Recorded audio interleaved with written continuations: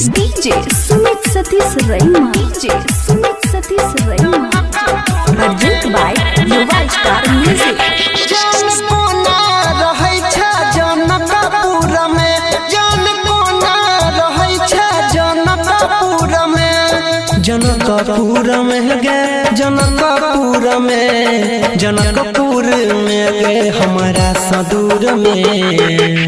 जान मन नहीं लगैया जनकपुर में, जान मन नहीं लगैया जनकपुर में, जनकपुर में रे जनकपुर में, जनकपुर में हाँ तोरा सदूर में।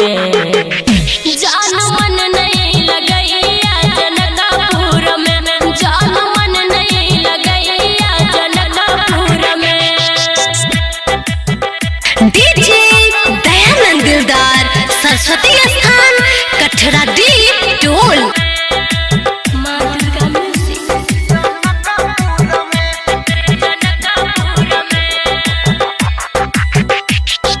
DJ Sumit Satish Raima, DJ Sumit Satish रैमा।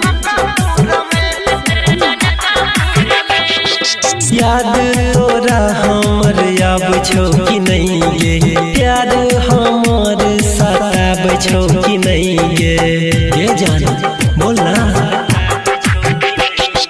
तोरा बिना बनल छी जिंदा लाशर, हर घड़ी हम रहै छी उदासर। जनकपुर में रे जनकपुर में, जनकपुर में हाँ तोरा सदूर में। जान कोना रहै छ जनकपुर में, जान कोना रहै छ जनकपुर में, जान मन नहीं लगैया जनकपुर में, जान मन नहीं लगैया जनकपुर में। अभी आप सुन रहे हैं युवा स्टार म्यूजिक की शानदार प्रस्तुति।